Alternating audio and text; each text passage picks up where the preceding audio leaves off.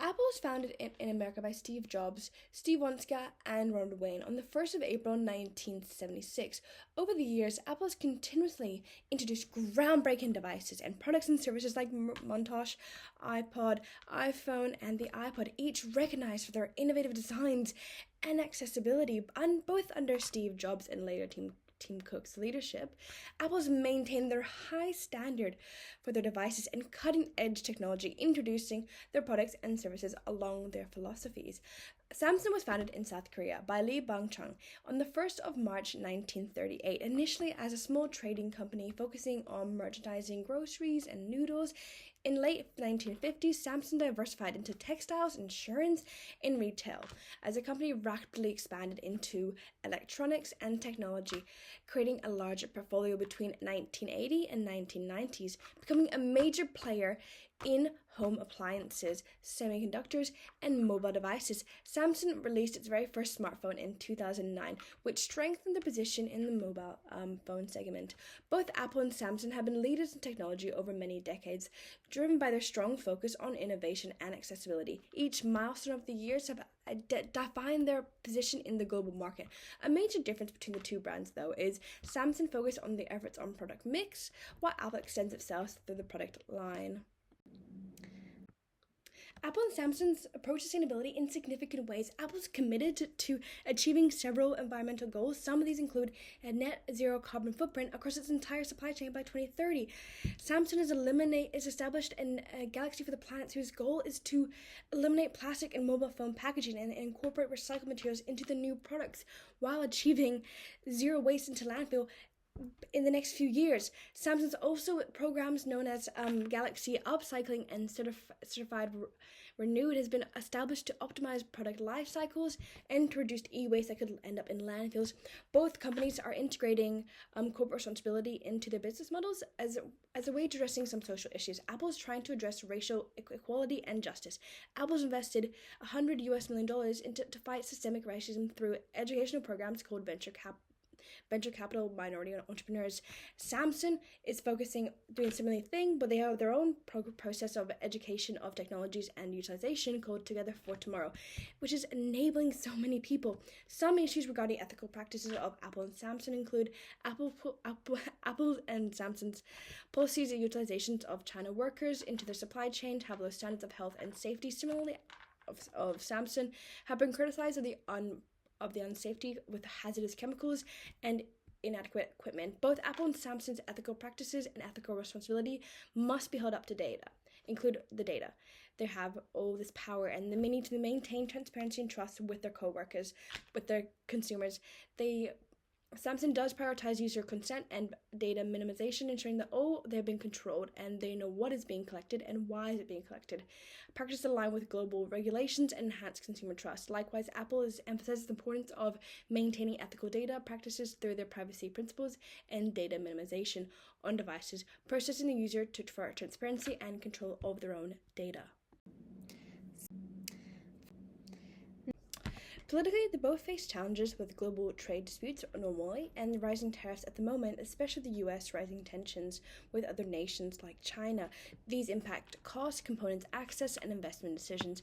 The economy both benefit from a stable market in developed countries, but seeing potential growth at the moment in developing nations like India and Indonesia, where affordable products are very in high demand. Socially, the global shift to digital world is boosting, and so is for the devices. Now, Apple faces criticism over recent years after the restrictive repair policy, while Samsung must rebuild their trust and paranoia after the issues with the exploding phones. Now, technology innovation drives both brands, but competition is fierce, especially with the low-cost technology at the moment. So pushing for AI and 5G is needing resistance. Now, environmentally, Apple leads in energy efficiency and sustainability with their supply chain practices, and they're decreasing that. Samsung is improving their footprint by their green initiatives. Now, legally, both deal with increasing privacy regulations. Apple also faces scrutiny over the repairs instances, causing a little strife, but both brands stay adaptable and forward-thinking to remain good leaders. Apple's capabilities are deeply rooted in the utilization of brand recognition, marketing strategy, and organizational structure, while Samsung instead leverages a diverse product portfolio, advanced manufacturing capabilities, including leadership in display and semiconductor technologies, while maintaining operational efficiency and decreasing the requirement to outsource. Samsung then moves strategically to position themselves as leaders in emerging technologies, allowing them with a high level of research and development. Not suppliers. Apple relies on outsourcing, work with a third-party supplier, including Foxconn and TSMK, to manufacture the components and assemble the products.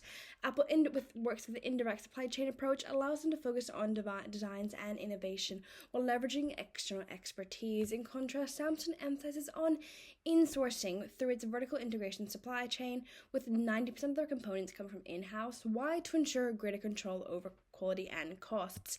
Now, Apple and Samsung competitors are as key players in this tech industry. They're competitors for each other, and Apple holds 19% of the market share, while Samsung holds 18%. Other competitors are written on the screen. Partners. Apple's partnerships are extensive and include Agathe, IBM, and Diletto. Now, Samsung's include IBM, Cisco, and Microsoft. They work together to make sure their technologies are very integrated. Apple is known worldwide as a premium brand with unmatched customer loyalty thanks to its seamless ecosystem of devices and high-margin services like the App Store and Apple Music. Samsung, meanwhile, thrives on the product diversity with a massive research and development budget with in-house manufacturing like the OLED screens, giving them strong control over cost and innovation. Apple's biggest drawback is its high price with limited access to lower-income consumers.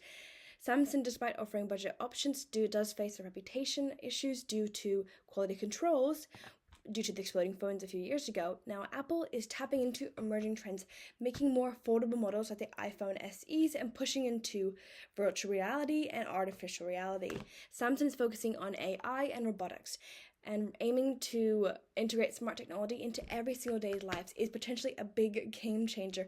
Threats. Apple faces tough competition with Android brands like Exomen, criticisms over Apple tax being anti-competitive behavior, and Samsung, on the other hand, risks on iPhones becoming harder to differentiate and pushing prices up and down.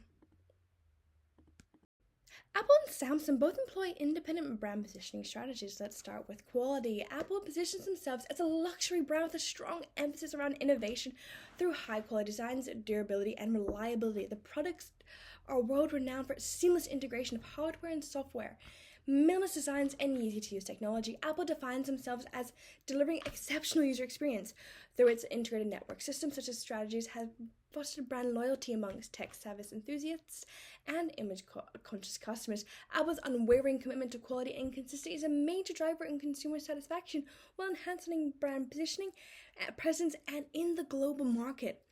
While Samsung's brand position is centered on innovation, high-end, and technology leadership. Samsung's aim to deliver cutting-edge technology through its wide range of products, from high-end smartphones like Galaxy S to the Galaxy Z series, which is a more affordable option, servicing a diverse range of consumers like Apple, who offer those high-end prices. Similarly, Apple and Samsung do focus on delivering exceptional user experience, and accessibility of the devices are easy to use by everyone. Though Samsung has set them apart majorly by making foldable phones, and Apple has yet to do this, lacking a chance to differentiate themselves from competitors. Now, pricing. Apple employs premium pricing strategy, product differentiation to reinforce the exclusivity and luxury of their products. Apple sets high prices for products that aligns with the perceived value of their target audience of affluent customers, which is associated with price and status.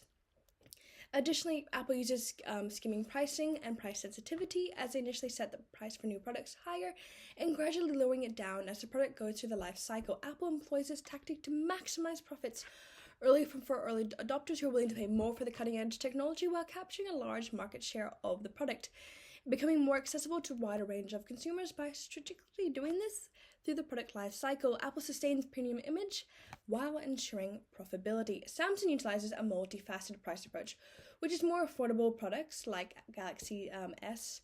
Products like the Galaxy S is similarly priced to Apple devices, listed response to high quality, while Samsung also offers very affordable price range from mid-range budget-friendly Galaxy A series, which allows the products to be accessible by everyone from different segments of society, including upper, middle, and lower class. Furthermore, the adaptability strategy allows Samsung to attract both affluent customers and price-sensitivity customers. Now